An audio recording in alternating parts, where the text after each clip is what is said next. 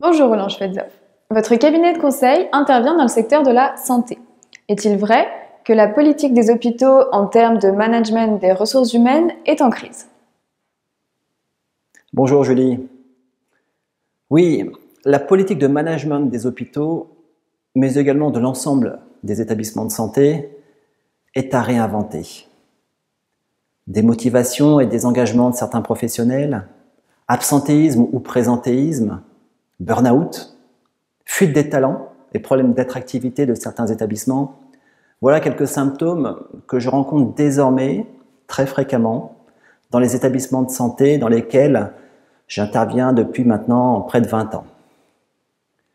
Des symptômes en nette augmentation au cours de ces 5 dernières années et qui traduisent un profond malaise aujourd'hui dans nos institutions.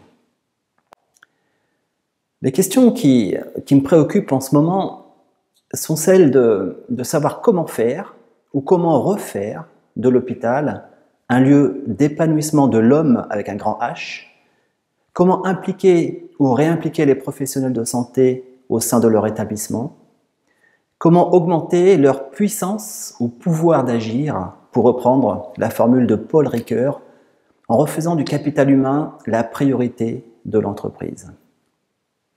Pourtant, l'hôpital est soumis aux démarches de certification par la haute autorité, dans lesquelles les questions des ressources humaines et de la qualité de vie au travail sont prises en compte. Aujourd'hui, tous les hôpitaux sont certifiés. Est-ce que cela signifie qu'il y a une réelle prise en compte du management par les établissements? Oui, effectivement. Tous les établissements de santé sont aujourd'hui certifiés par la Haute Autorité de Santé.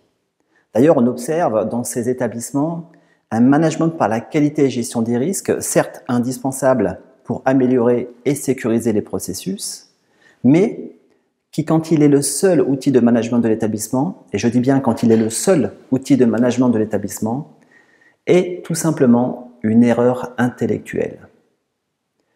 Car l'hôpital de demain doit dès aujourd'hui composer non seulement avec les médecins et soignants seniors déjà en très grande difficulté, mais également avec les générations de professionnels actuels et à venir, ce qu'on appelle aujourd'hui les générations Y et Z.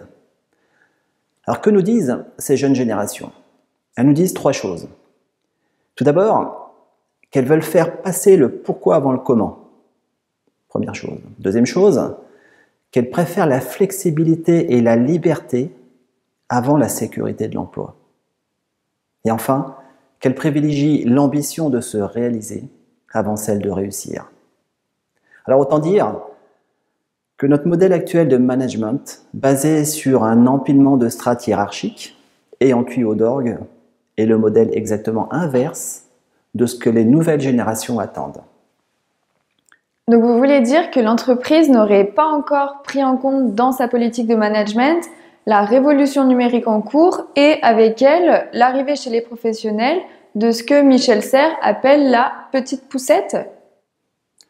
Oui, j'entends encore des médecins seniors qui me disent « Ouais, les jeunes internes, c'est plus que c'était, nous, on en a bavé à l'hôpital. » Bien effectivement, les jeunes générations Y et Z ne veulent justement pas faire comme leurs parents. Ceux-ci ont pour certains sacrifié leur vie personnelle pour une institution hospitalière qui leur dit aujourd'hui, après 20 ou 30 ans de bons et loyaux services, que leur service de médecine passe sur le groupement hospitalier de territoire et qu'ils n'auront pas ou qu'ils n'auront plus la chefferie de service. De même que la maternité déménage à 40 km, ou encore que la rentabilité doit encore être améliorée au prix d'une énième restructuration. Les jeunes d'aujourd'hui veulent s'épanouir, trouver de la reconnaissance et du sens dans leur travail. En d'autres termes, ils veulent kiffer leur job. Alors cette jeune génération, que tu connais bien, c'est que personne ne l'attend et que l'entreprise ne leur donnera pas ce qu'elle a promis à leurs parents. Alors plutôt que d'aller très vite, très haut et très loin, la génération Y, et encore plus la Z, ira à côté, ailleurs, fera un pas de côté. Alors que faut-il faire pour améliorer l'attractivité des hôpitaux, attirer les jeunes talents et peut-être les faire rester? Un CDI à 50K comme premier job dans un hôpital public? qui leur garantirait une sécurité de l'emploi? Non merci, nous répondront les jeunes. Un iPhone et une nouvelle tablette? Non merci. Ma place de directeur ou de directeur général peut-être? Non merci, sans façon. Non merci, non merci, non merci, disent les nouveaux Cyrano du XXIe siècle. Mais s'impliquer pour une cause, un rêve, la liberté d'entreprendre, de travailler sans souci de gloire et de fortune, c'est cela peut-être que les générations Y et Z veulent. Ne pas monter bien haut peut-être, mais tout seul. Comment voyez-vous alors le management de demain à l'hôpital?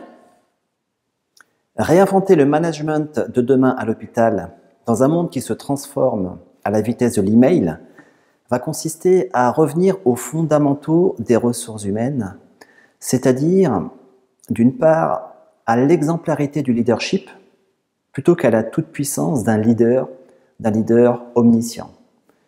D'autre part, à la collaboration plutôt qu'à la subordination. De même, il faudra réintroduire une culture positive et féconde de l'erreur plutôt qu'à une politique de la faute.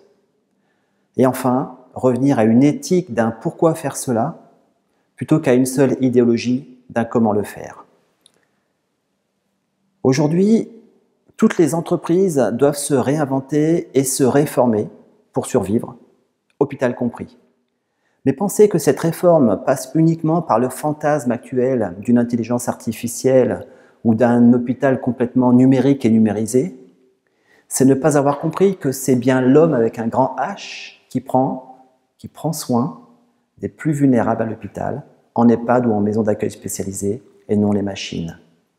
Il nous faut donc, dès aujourd'hui, repenser le management de demain en ouvrant l'immense champ des possibles qui s'offre à nous, car, et pour reprendre une phrase de René Char, notre héritage n'est précédé d'aucun testament. L'avenir de l'hôpital est à écrire, à réécrire avec les jeunes générations, en réintroduisant du sens dans un temps qui soit suffisamment long pour opérer un changement de nos institutions. Mais pour cela, il faut des idées nouvelles, portées par des professionnels engagés et audacieux, et non par un homme providentiel qui de toute façon ne viendra pas. Ces professionnels doivent être reconnus pour ce qu'ils font et ce qu'ils sont, mais également aimés. Car même si l'on sait depuis Freud que gouverner tout comme éduquer et soigner sont les 3 métiers impossibles où l'on est sûr d'échouer, il n'en demeure pas moins que pour ces 3 métiers, il faut être en capacité d'aimer les gens.